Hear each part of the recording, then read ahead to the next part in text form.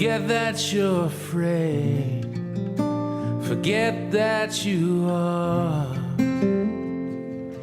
Don't panic. Forget that you're alone. Everyone's alone.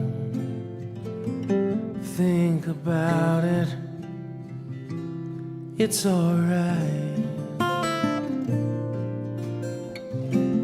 When it ain't easy, it's just life. The foster system just basically sucks. There's really nobody watching over or anything. In the group home I was staying there, somebody broke into the house and they tried to rape me, and he ended up trying to stab me in the neck. I'm sorry.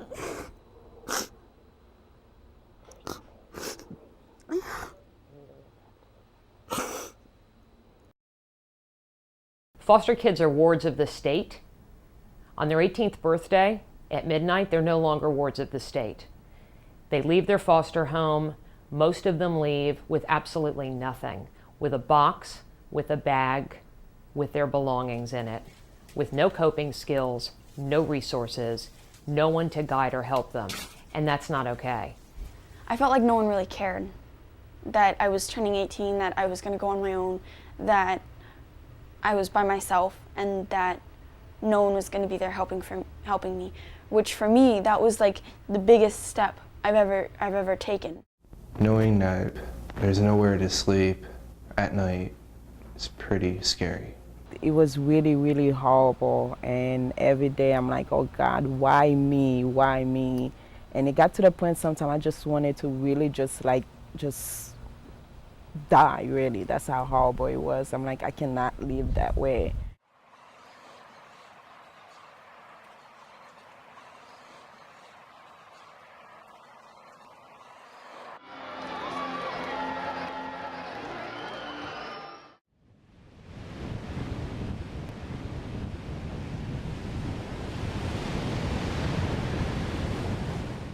As a native to this area, I have always been compelled by the turtles in their journey, and that those little hatchlings come up from out of the sand, and very few of them actually make it back to the ocean because they're misdirected, or they're lost, or they're injured and killed on the way to the water. And it very much reminds me of the plight of emancipated foster youth. Very few of them are going to make it from their 18th birthday to a successful, happy adulthood if we don't help them.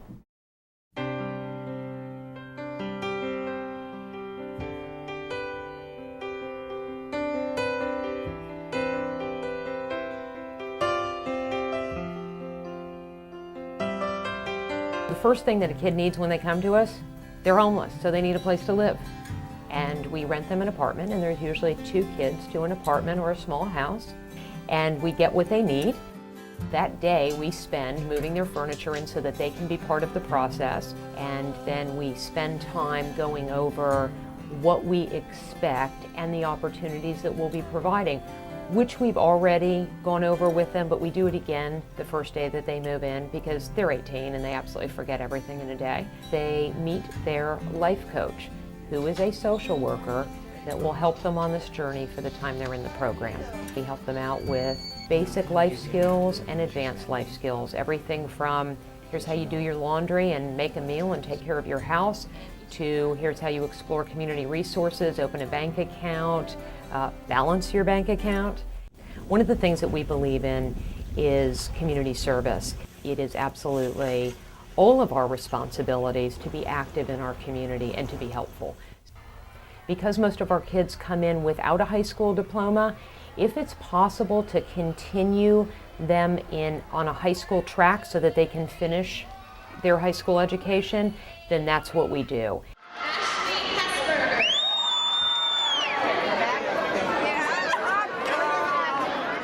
If they've lost too much of their educational process and they're too far behind to pass the FCATs, then we help them to get their GED. And once those things have been accomplished, We then help them to move on to either community college or university or vocational technical school. I learned this at Florida Culinary Institute. I'm now in my second quarter. I'm doing great. I come home, I got a place to stay.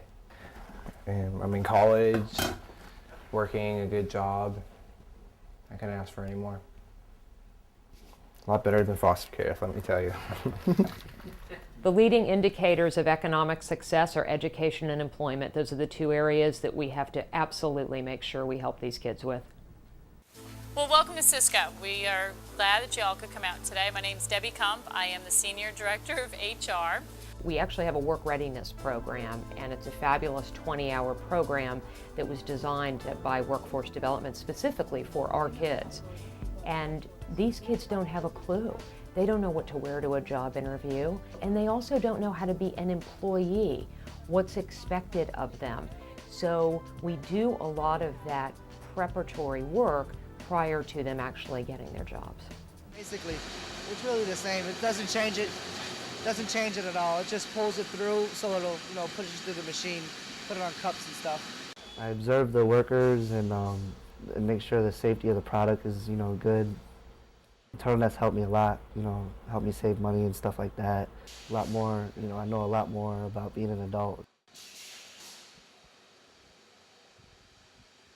We've had a really good experience with the candidates that have come from TurtleNest Village. I think if, because we've shown that, that we care and that we want to be a part of their lives and we want them to be part of what's going on here immediately, there's a real connection, and they've done a great job.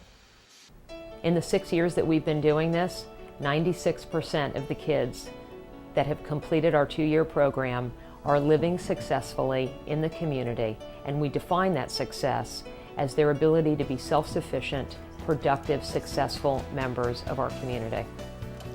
Good afternoon, Dr. Grant's office. How may I help you? It's made me who I am today. I got a steady job, which I love. I've been there 3 years. Everything's going good. I got a good job. I'm becoming a manager at Quiznos. I completed school thanks to TurtleNest Village, because I was going to drop out, but thanks to TurtleNest Village, I stayed in. When I was little, I used to find happiness, it's kind of dorky. I used to find happiness in the colors of flowers and the sun shining through the tree leaves, because it looked really pretty. But when you get sad, you don't really focus on that anymore. And TurtleNest it really helped me to see the colors again.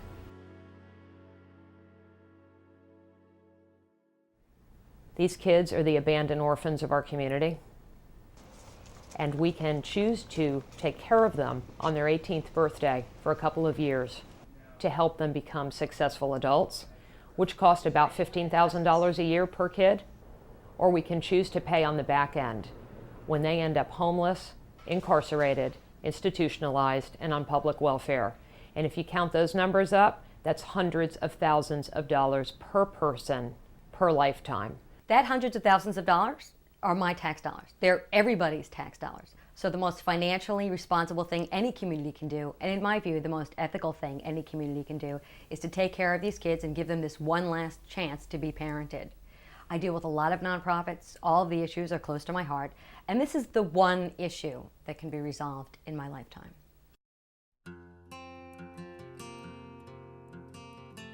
One of the things that is so special and powerful about TurtleNest Village graduation is the extraordinary sense of accomplishment that the kids feel, and that they can share that experience with the new turtles so that the new turtles really have hope and really see that it works.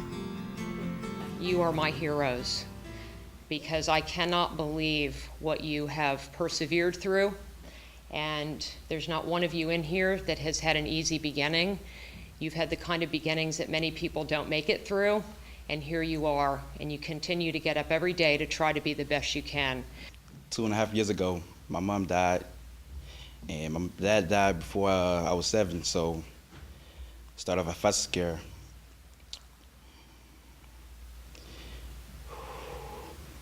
After that, I really had no place to go because I didn't have enough chance to make enough money to have a place of my own. So I heard about Liz's program, TurtleNest. Because of them, I got a good job now. Can't have that without TurtleNest supporting me. So I'd like to thank you guys and Liz and Paul, Abner, everybody, the whole crew. Liz and all the Turtle Nest, Abner, and everybody else, you know, pretty much turned me into a man, you know, helped me just get through life and how to live right and, you know, not to go down the wrong road. So, you know, I just want to, you know, thank Liz and Turtle Nest and everybody, you know, for giving me a chance to be like a regular person. We never really say goodbye to a turtle. They become part of our family. We see them often, we talk to them often, we have dinner, we go to the movies, we help them if they need help, and we love them forever. Life before Turtleness was not pretty, but life after Turtleness is beautiful.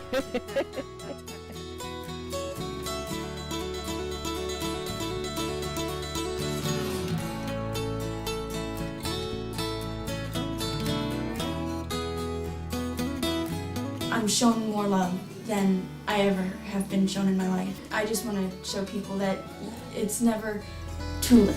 I say welcome me